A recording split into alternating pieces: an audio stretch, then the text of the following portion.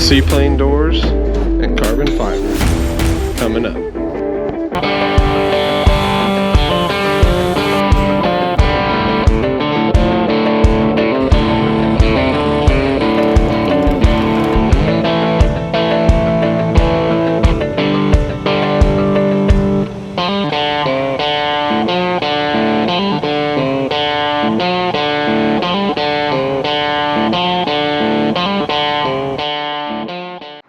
So one of the coolest parts about the Bearhawk aircraft are the doors on them. So they have a rear cargo door similar to a mall. So this front door here, I put in a lockable key latch. You just pull that latch like that, and that door goes forward. I've got a little door stop right there that I just got made up, and we'll get that painted and riveted in place.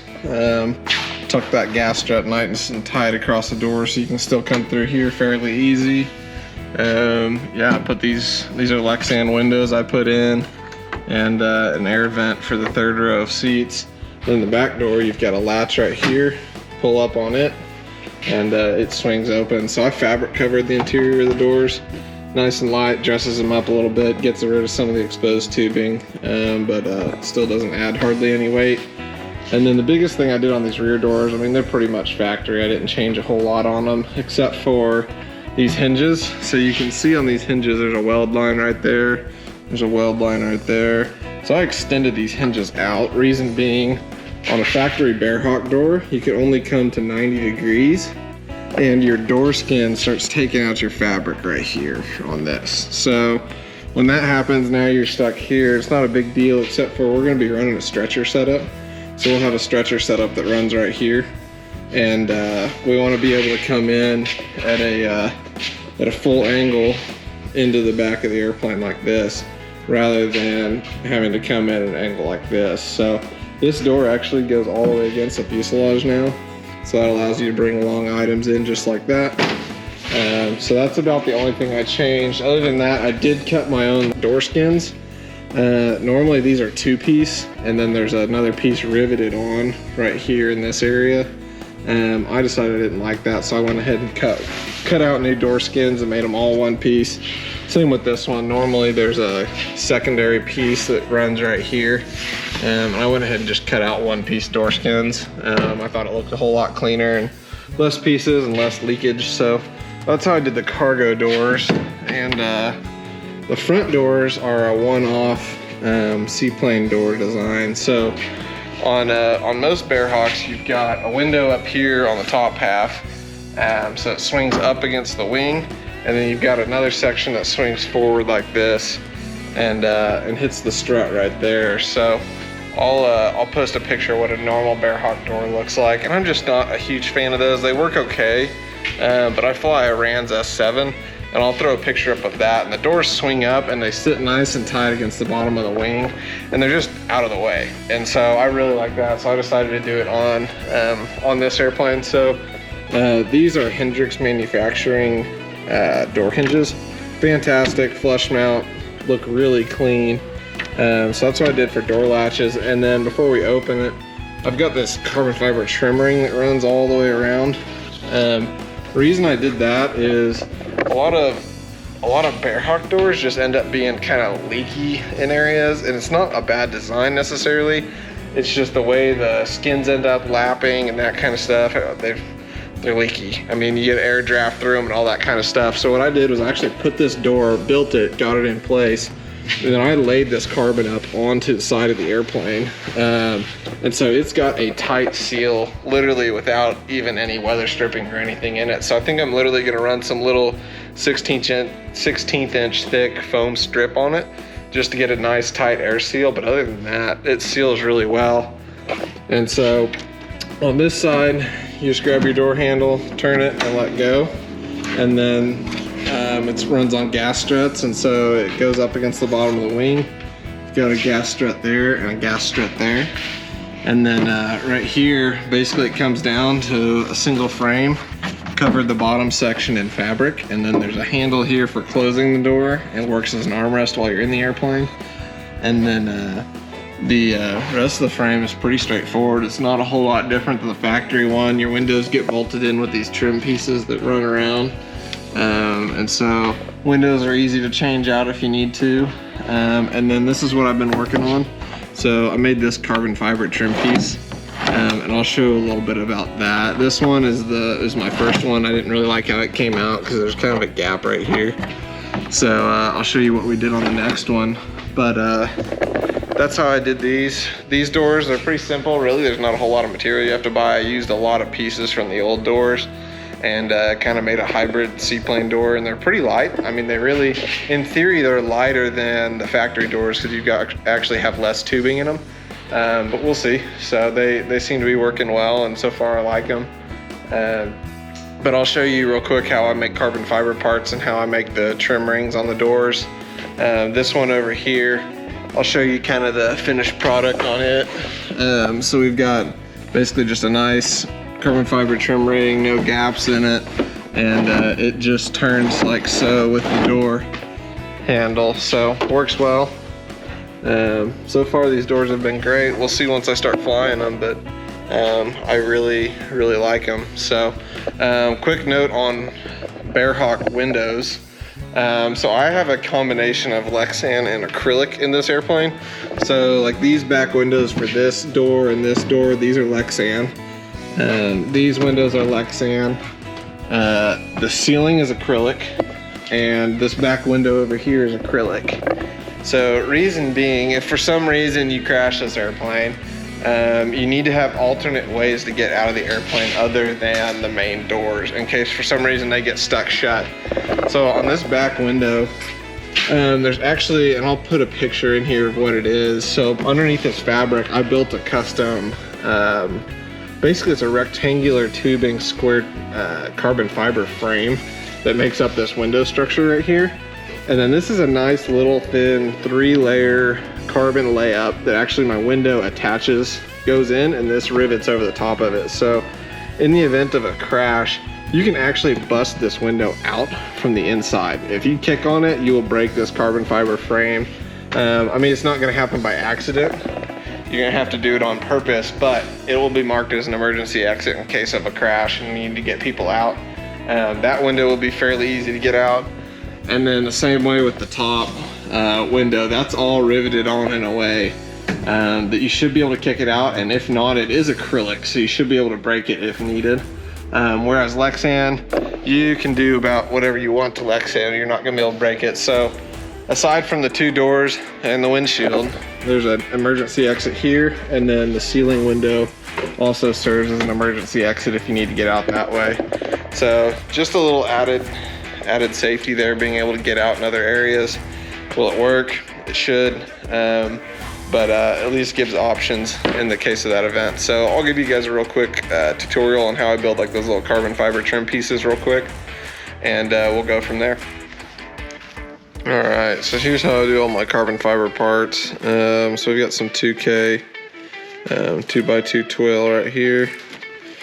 You can get this from Aircraft Spruce, is a pretty good source now. They've got some decent carbon fiber stuff. Most of my other stuff I get from a place called US Composites. I'll put a link below.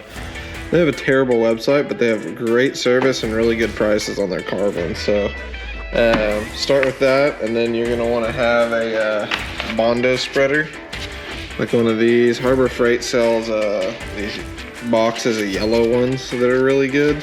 But I just had this handy, so I'm gonna use it. So I always start with laying a piece of plastic down. If you're doing a lot of carbon, just go get you a big roll of Visqueen from Lowe's or whatever. So you have some plastic that you can use for different stuff. And then you're basically just gonna spread that in. You don't have to be fancy with composites.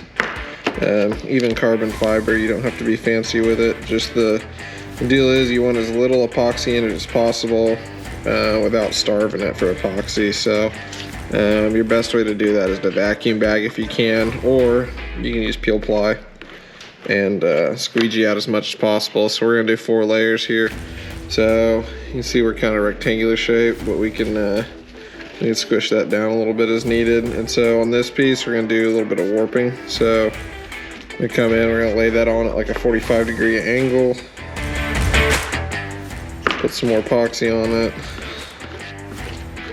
and we're gonna spread that into the fiber.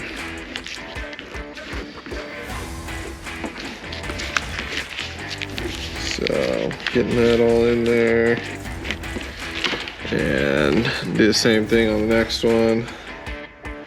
We're gonna come back the other way. And you know, if you're structural, you need to be really, your clocking of the weave, so straight 45, 45, you'd be really particular with that on structural stuff, because that is where carbon fiber gets a lot of its strength, is the fibers running opposite directions like that. If you just have fibers running like that, it doesn't do a whole lot. So this piece is just a trim piece, so really we could probably just lay it up straight and it really wouldn't matter, but I'm gonna go ahead and do that just to, why not? So, and then we'll do one more at angle, just like that. And see if we have enough epoxy here, if I'm gonna have to mix up just a little bit more. Well, it looks like we're gonna have enough. Biggest thing is you don't want it just sopping wet, or you're gonna have a lot of epoxy to pull out of it and it just turns into a big mess. So do that. You can see we got a nice dampness to the whole weave. There's no dry spots. We're doing good. And then I've got this little rolly cutter. You can get a lot of different ones and stuff. This one's actually like a billet aluminum one that comes with really good wheels. Super impressed with it. I had like a little $5 one off Amazon before and it worked okay, but this was a nice upgrade and I quit ruining as much carbon once I started using this one. So we're just gonna cut this out into kind of a circle shape, cut it a little bit big, but that's not a big problem. See if my blade was sharp enough. Yep, looking good. So we'll pull that off. Got a little bit of a mess. We'll take our scissors and cut that off where it was holding on. And we've got a nice carbon circle. So now we're gonna put it on and we'll vacuum it down too. So I use a lot of this Pink Panther foam just because it's handy for a lot of stuff. Make sure you get you some good mold release wax. Doesn't have to be anything fancy. And it'll just keep it from sticking to stuff. So we're gonna throw that down. Then this is the shape that we're trying to make. So we've got this piece. So I'm gonna take a little bit of wax and that'll just help pull this out at the end. Even though this is a throwaway piece, it'll help us get it out of the piece at the end. Do that. We're gonna throw that over the center. We're gonna work it down. This is where you figure out the 2x2 twill is really important. If we use straight twill on this, we would have a really hard time getting this to pull down around that shape. So we're just gonna kind of keep working it and working it. You can see it's pulling down pretty well onto that. So I think that's all gonna work out well. And then take your peel ply and you're gonna lay that down like that. Make sure you get it kind of following the shape that you need. You need to watch these folds if it's a piece that you're not going to sand on at all, if you're trying to clear coat it and make it look good. But on this piece, in this scenario, we're going to have to sand either way, so it's not a huge deal. Then you're going to put your bleeder cloth. So basically when you suck it down, all the resin that you can see is getting wet right here will pull through, and this soaks it up and helps basically wick it out of the part when you're ready to go. So now we've got that, and then we're ready to go in a vacuum bag. I'm gonna show you guys how I do that. All right, so here's how we're gonna vacuum bag stuff. So there's a lot of ways you can do it. You can buy Visqueen, you can buy actual vacuum bagging film, stuff like that from composite stores. For little parts like this, where we're literally just gonna stick this whole piece in a vacuum bag, just get you a bag of trash bags. They're cheap and they work really well, and they're easy to seal, and you don't have to tape them down to the table or anything, or use a bunch of tacky tape or anything like that. So I just get a bag of these. You don't want the real thick compactor, or contractor ones. You want the ones that have got a little bit of play in them, because I mean, you're not doing anything crazy here. Literally, you're just sucking all the air out of it. So just get you a good set of them that don't have holes in them, and you'll be good to go. So I'll show you how I set this up in a trash bag, and we'll get a vacuum going on this. All right, so here is how I do my deal. So you get your trash bag, get it opened up, take your part on whatever you're gonna do. A little piece of foam works really well. And we're literally just gonna stick it in this trash bag. Yeah, get it down in there where we've got enough space to tape on this backside. So you want a good clean edge like that. Get your edges lined up. And then literally just get your roll of painter's tape, masking tape, whatever. But don't forget the puck for your suction piece. So basically this piece right here goes on the outside, this goes on the inside.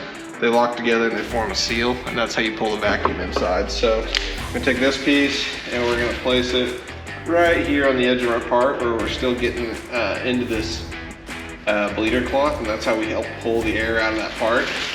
And then we're literally gonna pull it down like that. Get you a big piece of tape. And we're gonna tape this bag closed, just like so. And you can tuck your edge over or whatever. Just make sure you get a good seal on that bag. And then now that we've got our part in here, we're gonna take our knife and we're gonna poke a hole right here in our bag so we can stick our suction piece in. And then we're gonna kick on our vacuum pump. So for a vacuum pump, I've literally got this, I don't even know what it is. It is a Robin Star 8 CFM pump. Works great, I haven't had any problems with it, it's cheap. I think I paid 110 bucks for it or something like that off Amazon. And it's worked great. So I'm gonna stick this outside so we can smoke out the hanger. And we're gonna turn it on. And get it going here. So you can see our bag start to shrink down. And it's slowly pulling the air out. If you can squeeze more air out when you start, it's better. But for this situation, you know what, it's not anything complicated. So we're gonna get this part pulled down. You can see it start to pull, and you can see how that bag literally just fits that part perfectly. And now you can see every little edge of that. Super easy, like literally just tape that edge. And yeah, I mean, look how tight that vacuum is. It's hard to get that tight of a vacuum pulling something down on the table. So we are gonna let that sit here and cure for a while. I was out of fast resin, so that's slow stuff. So we're gonna add a little heat to it because it's kind of cold today. So this piece that we're building, this is a trim cover that's gonna go over that. You can see we have our basic shape right here. And you can't, the way these doors came out, there's no way to really tidy this fabric up right here. It is doubled up, so there's not gonna be any issues with it pulling, but there's no way to really tidy it up because you've got this piece that's gotta have clearance all the way down to there. You've got this piece that comes over to here that's gotta have clearance. So I just don't like those holes in the door like that. I mean, it looks like crap. So we are building some little covers out of these to do that. So we're gonna need about 4 inches of overlap to do that, and then we're gonna have to cut it to go around this handle and cut it to go around that. So we'll get going on that. Should be about a 4-inch diameter circle that we need there.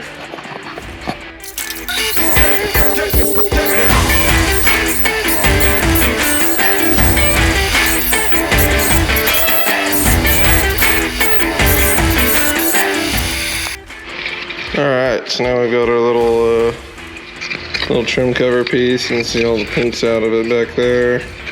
Sand that down a little bit more once we get it all trimmed up. So now we got to get it trimmed to fit over that handle like so.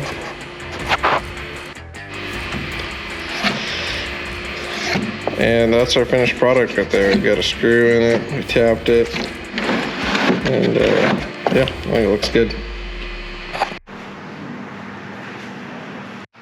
Alright, so that's how I did the doors on this airplane. If you guys have any questions or comments, leave them below.